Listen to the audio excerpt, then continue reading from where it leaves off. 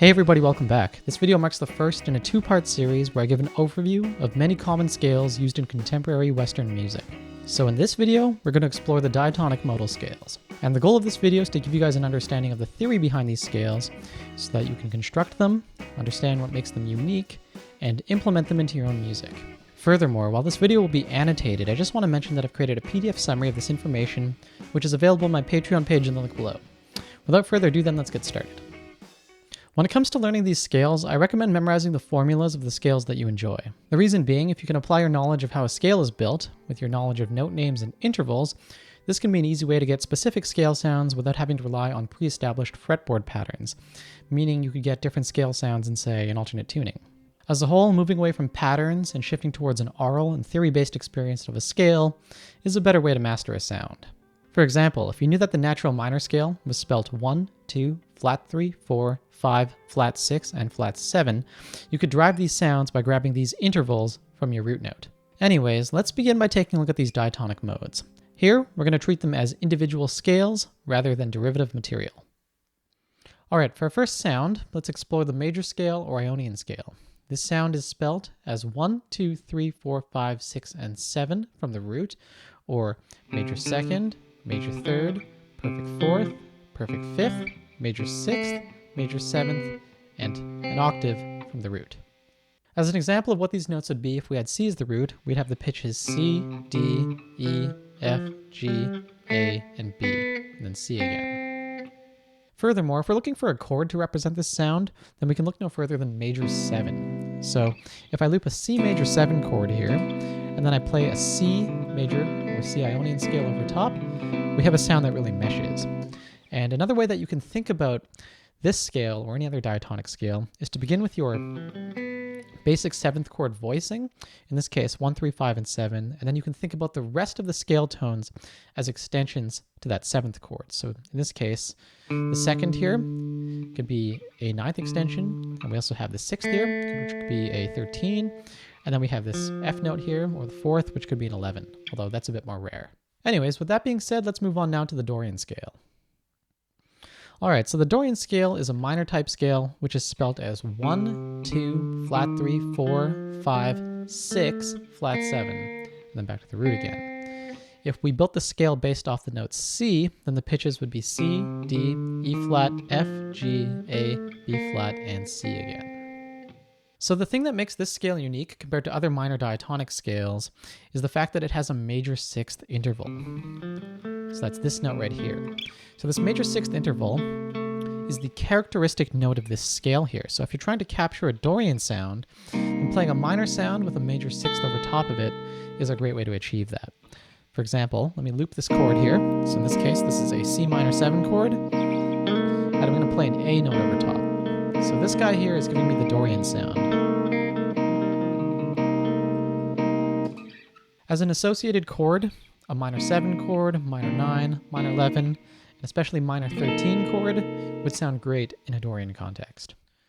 Okay, next up we have the Phrygian scale. So this is another minor type sound, and this time it's spelt as 1, flat 2, flat 3, 4, 5, flat 6, flat 7, and then back to the root. And if C is our root note here, that would be the notes C, D flat, E flat, F, G, A flat, B flat, and C.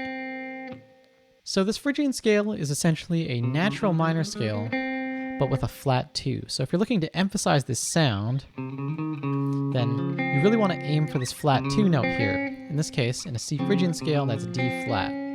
So when it comes to associated chords, I would recommend probably a minor 7 sound. What you could do is loop this minor 7 chord right here, and then try your Phrygian scale over top to see how that aesthetic works.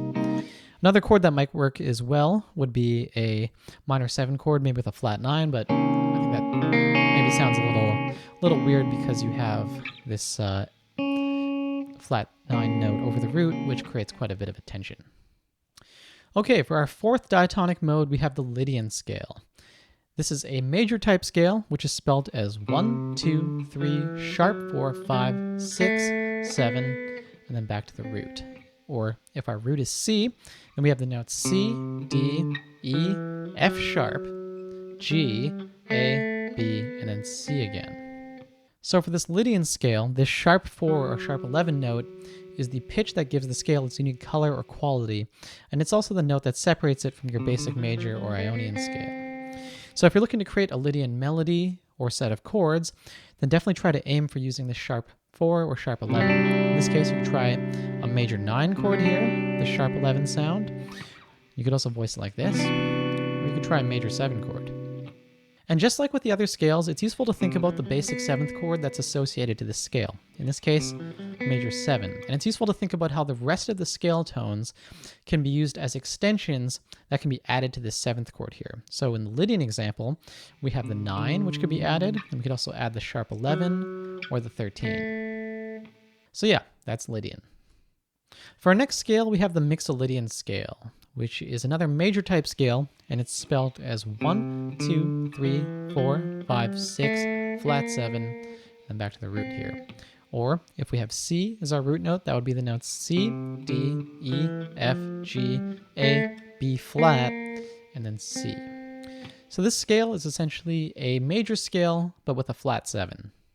Particularly, this flat 7 gives it the aesthetic of a dominant chord. So if you're looking to suggest this sound through some chord vocabulary, then I definitely recommend playing a dominant 7 chord. So what I can do here is actually loop this dominant 7, and then I'll play a C Mixolydian over top and listen to how well this scale will mesh. And if I really try to highlight this B flat, which is the flat 7 note, this really gels with the sound. So just like in other examples, I think it's really useful to view Mixolydian through its 7th chord, which is 1, 3, 5, and flat 7, or dominant 7 chord, and then try to see the rest of the scale notes as extensions to that chord. So in this case, we have a dominant 7 chord with a 9, and we have an 11 and a 13.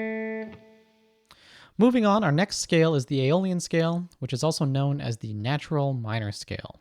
And it's spelled as 1, 2, flat 3, 4, 5, flat 6, flat 7, and then the root.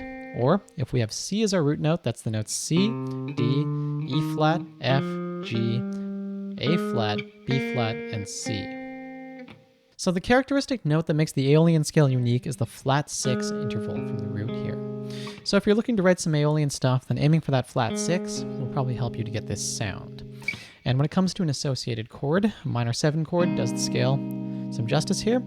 Maybe if you can add in the flat 6, that'll give you an even more Aeolian type sound. And in the scale degree 2, you could also play something like a minor 9, minor 11 chord. That'll also mesh pretty well. So let me loop this minor 7 chord here, and I'm going to play some Aeolian over top so that you guys can get more of an idea of what this chord and scale relationship sounds like. So descending from the root.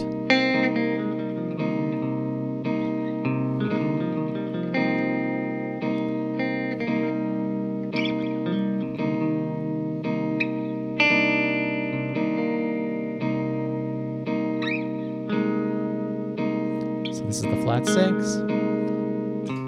And yeah, that's Aeolian.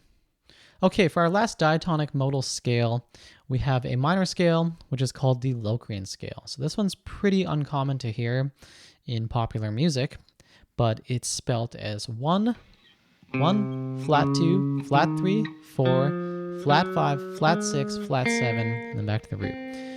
In the case of a C Locrian scale, that's the notes C, D flat, E flat, F, G flat, A flat, B flat, and C.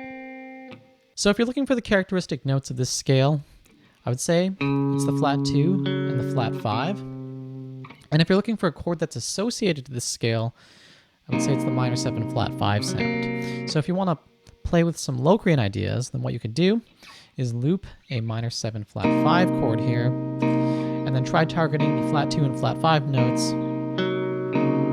in your Locrian sound. So let me play the Locrian scale over top. So this is the flat 5 here, with the flat 9.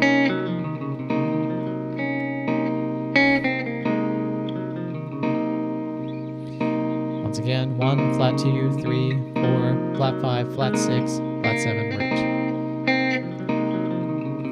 Yeah, Locrian.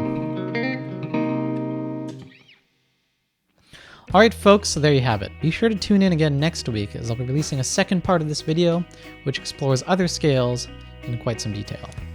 Anyways, if you like this video, then please make sure to like, share, and subscribe as I put out a new video every single week. And if you want to support the channel, then please consider checking out my Patreon page, where for as little as $1 a month, you guys will have access to some bonus content, like guitar tabs, lesson notes, chord diagrams, and other little goodies like that. And honestly, the Patreon page really helps me out, as it allows me to get some extra equipment to make these videos better. And finally, I also teach privately through Skype. There's a link to my email address in the description below. So yeah, thank you all for watching this video, and I'll catch you guys in the next one.